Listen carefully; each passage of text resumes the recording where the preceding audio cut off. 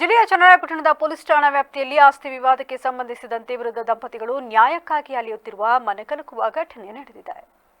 ಕುಟುಂಬ ಸದಸ್ಯರ ನಡುವಿನ ಕಲಹ ಮತ್ತು ಆಸ್ತಿ ಹಂಚಿಕೆಯ ಕಿತ್ತಾಟದಿಂದ ಬೇಸತ್ತ ಈ ವೃದ್ಧ ದಂಪತಿಗಳು ತಮಗೆ ರಕ್ಷಣೆ ನೀಡುವಂತೆ ಕೋರಿ ಪೊಲೀಸರ ಮೆಟ್ಟಿಲೇರಿದ್ದಾರೆ. ಆದರೆ ಪ್ರಕರಣಕ್ಕೆ ಸಂಬಂಧಿಸಿದಂತೆ ಸ್ಥಳೀಯ ಯುವಕನೋರ್ವ ಮಾಡಿರುವ ವಿಡಿಯೋ ಈಗ ಸಾಮಾಜಿಕ ಜಾಲತಾಣಗಳಲ್ಲಿ ಭಾರಿ ವೈರಲ್ ಆಗಿದ್ದು ಸಾರ್ವಜನಿಕರ ಆಕ್ರೋಶಕ್ಕೆ ಕಾರಣವಾಗಿದೆ. ವಿಡಿಯೋ ಮಾಡಿರುವ ಯುವಕನು ವೃದ್ಧ ದಂಪತಿಗಳು ಈಗಾಗಲೇ ಹಲವು ಬಾರಿ ಠಾಣೆಗೆ ಬಂದು ದೂರು ನೀಡಿದರೂ ಪೊಲೀಸರು ಯಾವುದೇ ಸೂಕ್ತ ಕ್ರಮ ಕೈಗೊಳ್ಳುತ್ತಿಲ್ಲ ಎಂದು ಗಂಭೀರ ಆರೋಪ ಮಾಡಿದ್ದಾರೆ. ಇಷ್ಟೇ ಬಾರಿ ಮನವಿ ಮಾಡಿದರೂ ಪೊಲೀಸರು ಕೇವಲ ದೂರು ಸ್ವೀಕರಿಸಿ ಕಳುಹಿಸುತ್ತಿದ್ದಾರೆಯೇ ಹೊರತು ವೃದ್ಧರಿಗೆ ಆಗುತ್ತಿರುವ ಅನ್ಯಾಯವನ್ನು ಸರಿಪಡಿಸುತ್ತಿಲ್ಲ ಎಂದು ಯುವಕ ತನ್ನ ಆಕ್ರೋಶ ಹೊರಹಾಕಿದ್ದಾನೆ.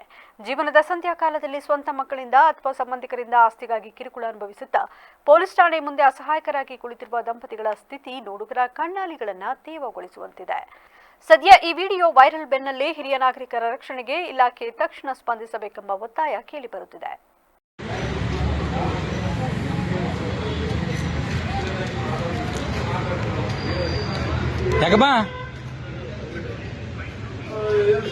ಕೂತ್ಕೊಳ್ಳ ನೀನು ಇಲ್ಲೇ ಕೂತ್ಕೋ, ಇಲ್ಲಿ ಹೇಳ್ತೀನಿ ಕೂತ್ಕೋ.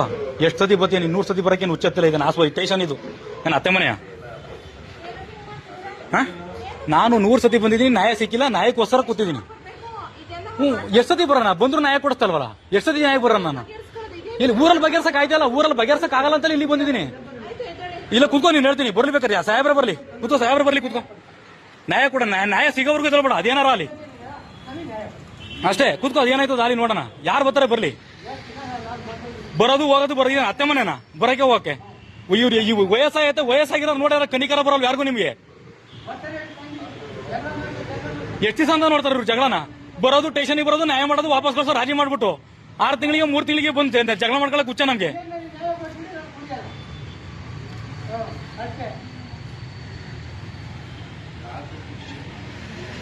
ಸರ್ ಇಲ್ಲ ಸರ್, ನನಗೆ ಸಾಕಾಗ್ಬಿಟ್ಟೈತೆ ಸರ್. ನಿಮಗೆ ಕಾರಣ ಈ ಸ್ಟೇಷನ್ ಎಷ್ಟೊತ್ತಿ ಬಂದಿದ್ದೀನಿ ಸರ್. ನಾನು ನ್ಯಾಯ ಬೇಕು ಅಂತ ಯಾವತ್ ನ್ಯಾಯ ಕೊಟ್ಟಾರ ಹೇಳಿ? ಎಷ್ಟೊತ್ತಿ ಬರೋಣ? ಓಸತಿ ಇಡೀ ಊರನ್ನ ಕರ್ಕೊಂಬಂದ ಸಾಕ್ಷಿ ಕೊಡಿಸ್ತೆ. ಓಸತಿ ಇಡೀ ಊರೇ ಸರ್, ಊರು ಸ್ಟೇಷನ್ಗೆ ಕರ್ಕೊಂಬಂದು ನ್ಯಾಯ ಕೊಡ್ಸಿರೋದು. ಮೋಹನ್ ಕುಮಾರ್ ಅವ್ರ ಕೇಸ್ ತಗೊಂಡಿದ್ರು.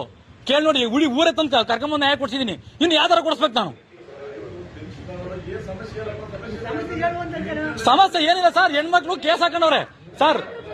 ಹೆಣ್ಮಕ್ಳು ಬಿಡಿ, ಸಾಹೇಬ್ರ ಬರೋಣ ಕುತ್ಕೋತಾರ. ಬಿಡಿ ಕುತ್ಕೊಳ್ಳಿ.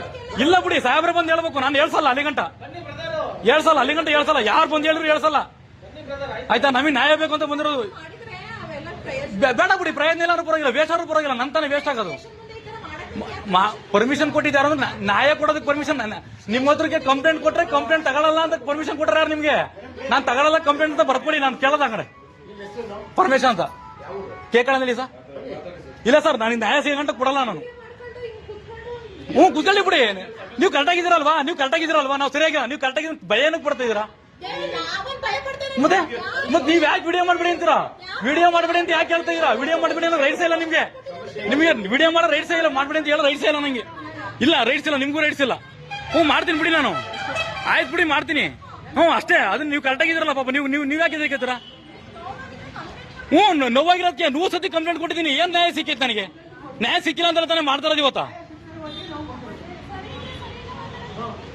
ಯಾರು ನೀವು ನನ್ನ ವಿಡಿಯೋ ಮಾಡ್ಕೊಳ್ಳ ಬಿಡಿ ಅಂತ ಹೇಳಕ್ ನೀವ್ಯಾರು ಹೇಳಿ ನೋಡೋಣ? ಯಾಕೆ ಮಾಡಂಗಿಲ್ಲ ಸರ್? ನೀವೇನ್ ಮಾಡ್ರಿ ನಾವು ಸುಮ್ಕಿರ್ಬೇಕಾ? ಅಲ್ಲ ಕಿಶನ್ಮೂರ್ತಿ ಸರ್, ನಾನ್ ಕೇಳ್ತಾ ಇರೋದು ನೀವೇನ್ ಮಾಡ್ರಿ ನಾವು ಸುಮ್ಕಿರ್ಬೇಕಂದ್ರೆ ಸಮಸ್ಯೆ ಹೇಳಕ್ ಕೇಳ್ಕೊಳ್ಳಿ. ಮತ್ತೆ ವಿಡಿಯೋ ಮಾಡ್ಬಿಡ ಅಂತ ಫಸ್ಟ್ ಹೇಳ್ಬಿಟ್ರೆ ಯಾವ ಅರ್ಥ ಅದು? 100 ಸತಿ ಬಂದಿದ್ದೀನಿ ಸ್ಟೇಷನ್ಗೆ.